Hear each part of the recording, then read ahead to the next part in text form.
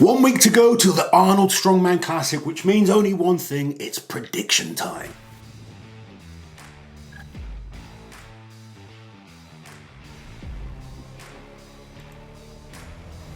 Auntie Liz, you have been diving into a lot of strongman result history to put this kind of prediction together. Liz has actually scored every single event. I had to. Yeah. Yeah. And I've looked through it, and you know, I've got to agree with a lot of the stuff she's put into this. Yeah. I'm not showing it, by the way. Okay. I've taken a photo, so maybe after the competition we can see how close you get. Definitely. And I'm happy to do it event by event after that, because I never mind holding my hands up and saying I was wrong. It's a prediction, it's fun. Of course. But I don't want any athletes seeing it before, because I know they watch the videos. Why do they watch these videos? Well, they like to know what's going on. They like to know what people are thinking. Obviously, what people are thinking is irrelevant. This is all for fun, but we like to do our predictions, so let's get into it.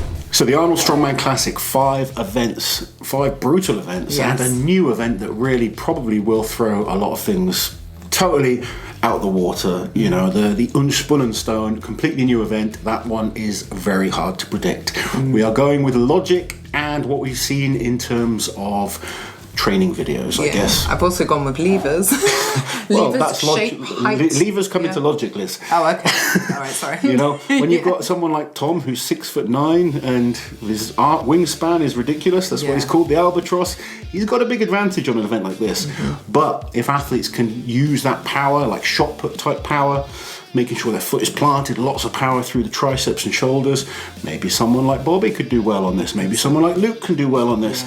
It's a tough one to predict. Let's have a look at the Wheel of Pain first then, because it's event 1, day 1. Essentially, you look at the results, and people that have done very well on this in the past. Tom Stoltman has done very well. Kilishkovsky has done very well. Trey Mitchell has done very well on this type of event. The one athlete that's not done it before that I think will do well is Mitch Hooper. He has great endurance, strong legs, and we've been training this type of event hard, so I'm expecting him to do well as well. But those 4 would be my predicted top 4 on that event. They are mine. Now, with the Wheel of Pain being the first event, I won't be surprised if we see lower numbers on the next 2 events, which are the log and the deadlift. The Wheel of Pain is very, very taxing and draining on the lower body, on the legs. And a lot of these athletes require a lot of leg power when it comes to overhead. And obviously, you need strong legs for deadlifting. Last time they did Wheel of Pain before the deadlift, most of the numbers on the deadlift were down. So don't be surprised if athletes are dropping the numbers a little bit on what we might expect from training videos. Yeah, of course.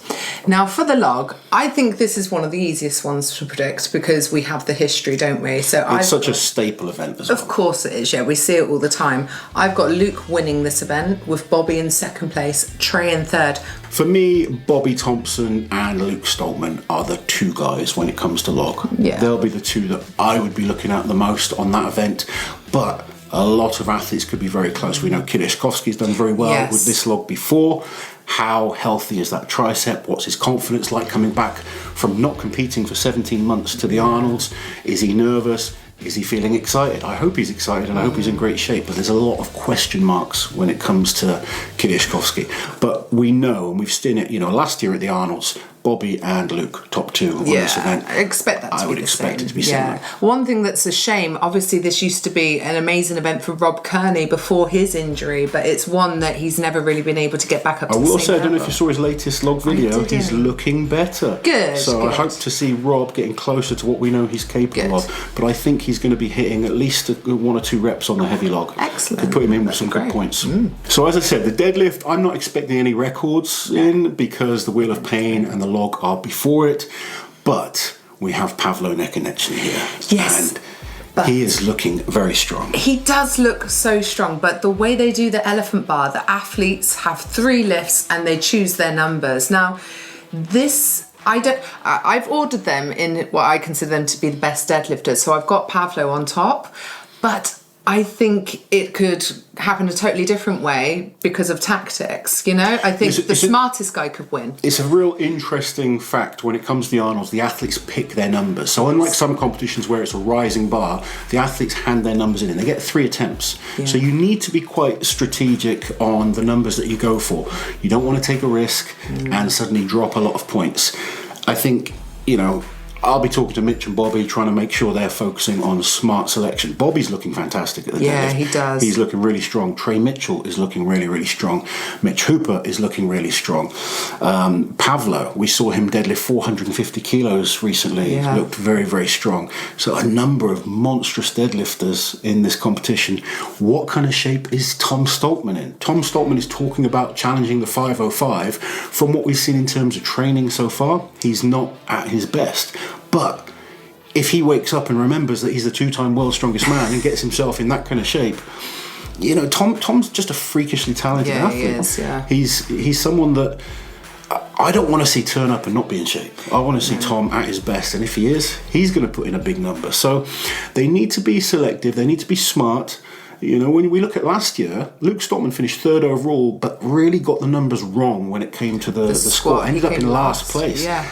And the squat you'd think is better for Luke than the deadlift. Yeah. So I think if he's smarter this year, he can kind of pick himself up a few points. Yeah. We'll put him in a better position for the later events as well.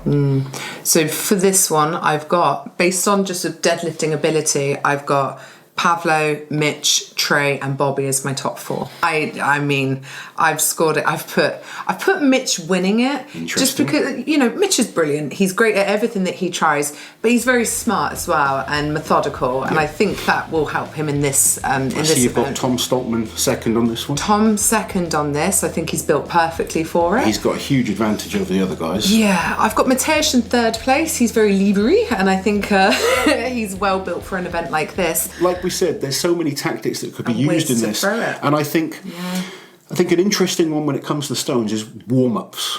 Yeah. Watching the athletes in the warm-ups will be interesting because you may find one athlete's kind of figured out a tactic that works and the other athletes will be watching because no one really knows at the moment what's the best way to do this. No. And it's one of those events, if they do it next year, you guarantee the results will be even better. Oh, much better. But it's going to be a very interesting one and it could dictate who becomes our overall winner. So the final event is the timber carry, which they'll be carrying up a 35-foot ramp, which is 10.7 meters. It's 400 kilos and the athletes aren't allowed to wear straps. So this is an event that we've seen so many times at the Arnolds. I think it's been there more than any other event now. I think so, probably at this point. But they've done it in a variety of ways. They've had it as heavy as 500 kilos using straps, but this seems to be the sweet spot for really testing.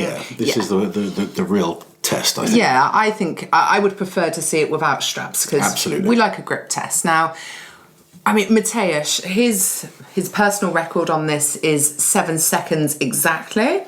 I think, barring anything going wrong before that for him, I can see him winning this event quite comfortably. You'd think so. The only thing is we just haven't seen him competing. No. Like, all being well, him being how we expect him to be, I would have him as the favourite on this event. But I would also not count out Mitch Hooper on this. Mitch Hooper, if he can do it in one go, without his grip giving out, will be lightning. Yeah, absolutely. So he could potentially win as well. Yeah. I just think with Mitch, we've just got to make sure the grip holds out, and it's been looking good in training. Yeah. This is potentially a bad event for Trey Mitchell, from what we've seen in the past.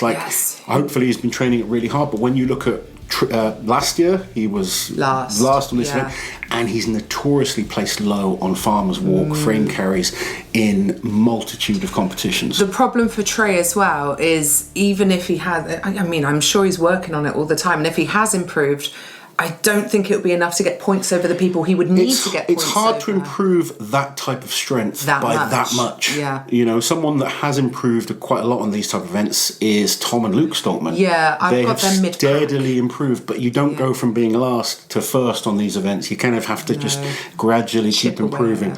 But yeah, if you look at what Luke did last year, he could put in a solid performance on this one as well.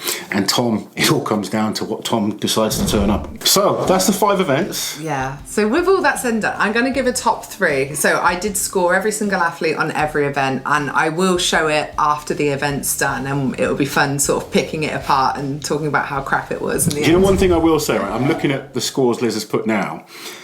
Between 8th place. 6 athletes between 2nd and 8th place is just so close. It is close. And I can really see any one of these athletes chopping and changing between positions. I think it's going to be one of the best Arnold Strongman contests we've seen. I think it's going to be close. I think one mistake could cost people. And I really do think it's going to be an entertaining competition to watch. Okay. 3rd place then, mini drum roll. I've got Tom Stoltman in 3rd place, so I think... You've got confidence that Tom can be back in good shape? Yeah, I do, and I think there's some really good events for him here, and I can see Tom scoring consistently well enough without any glaring weaknesses this year. And I think the good thing for Tom, there's no obvious weakness in this. No, there isn't. Events. I think he'll be okay, and I think he'll have a much nicer start this year than he did last year with the squat, which I think will set him up for a better overall Wheel competition. of Pain, much better event for him as a first event. Which they did at the Rogue Invitational when he ended up coming 2nd. Yeah, so, and I think even not in his best shape, he's still good at the Wheel of Pain. Yes, exactly. 2nd place, I've got Mateusz Kieliszkowski. Now, I can see Mateusz coming anywhere between maybe 1st and 5th, and it really is that close all the way down in my scores. So, but I believe, and I think Mateusz can, I think he could win, but I've got him at 2nd, obviously dropping the most points on the deadlift. I think regardless of the kind of shape he's in, the deadlift is still a question mark. Yeah. And then in 1st place, I've got the Wonder Kid, Mitch Hooper. The Wonder Kid? I know. Is that his new name? I don't know. I just make things up on the fly. But I think he will be the most consistent. And like a Trey, he doesn't have that massive weakness like the timber carry. Maxime, the deadlift is a big weakness. So those guys are very, very close behind. All of them are very close. When you look at like the whole mid-pack, shall we call it? I mean, we're calling it a mid-pack. We're calling it pretty much most of the competition. All of the pack. They are all incredible athletes, very, very solid at many events. I mean, like you said, Luke Stoltman could win an event. Trey Mitchell could win an event. Mitch Hooper could win an event. Maxime could. You could have different winners of every single event. Yeah. The key to place high in this competition is consistency. Yeah, and I think Mitch will be that most consistent athlete. I'd have to agree with Auntie Liz. I think Mitch Hooper comes out as the Arnold Strongman Classic winner. But let's not forget, it's not just the men competing this year. We have the Arnold Strongwoman Classic as well. Now, first off, there's been a athlete change. Nadia Stowers, unfortunately, has pulled out of the competition, but she has been replaced by 2021's World's Strongest Woman, Rebecca Roberts. And Rebecca's it's so a hell of a replacement. It's so good that Rebecca's got this opportunity. I think she belonged in the lineup. She really did. Yeah. She's an amazing strong woman. She's been through a lot, but she's been training hard. I've been watching her training, and she's been focused. Even knowing she was the reserve, she just kept training hard, which is a hard thing to do. Yeah, she trained like she was competing the whole time. She did indeed. Yeah. So she'll be ready. Great addition to the competition. Now, looking at this lineup of women, I think this is the greatest female contest I've ever seen. Oh, it easily is. It definitely is. And I found I couldn't really score the women in the same way as the men, because some of them, they don't have much history, not on these types of events at least. So it was a lot harder. But you've got Victoria Long there, who won the Shaw Classic last year, America's Strongest Woman, and the Arnolds last year. Victoria Long is totally incredible. In the last couple of competitions, America's Strongest Woman, and bear in mind, Inez and Olga were in this competition. She won every event. At the Shaw Classic, apart from one event where she tied for first place, she won every event. In the Arnolds last year, she won 3 or 4 events, at least. I can't remember now, but she is. She's one tough cookie. Phenomenal athlete. She is. Then we've got the likes of Andrea Thompson, who is just a static beast. Yeah. She's looking in great shape. We've got Ines Carrasquillo, who is up and coming. She was 3rd at World's Strongest Woman. She's done some impressive lifts. And she won the Open Amateur Arnold's last year as well. And she absolutely blistered. She did indeed, yeah. You mentioned that Nadia Stowers has unfortunately pulled out due to injury, but that means Rebecca Roberts, 2021 World's Strongest Woman, is going to be competing. Yeah. We've got Sam Bellevue, who is one of the best under 82 kilo athletes in the world, as is Melissa Peacock. Looking forward to seeing Melissa back at the Arnolds as well, another phenomenal athlete. Let's not forget Olga, the current world's strongest woman, is competing in this. Donna Moore, three-time strongest woman. Next up we have Hannah Lindsay, who is just another fantastic athlete to watch. Third at the Arnolds last year. She gives absolutely everything. Another entertaining athlete.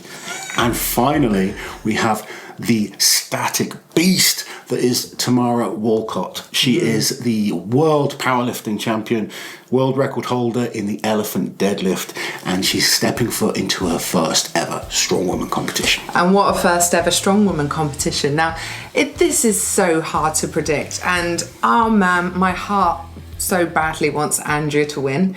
I think, realistically, Victoria Long is the person to beat here. When you are talking about favourites, you have to say that Victoria Long is the favourite. She has no weakness. No. She's been winning every single competition that she's done recently. And when I say recent, I'm talking like the last couple of years. And no one really knows her, which is the kind of interesting thing outside of like the hardcore fandom.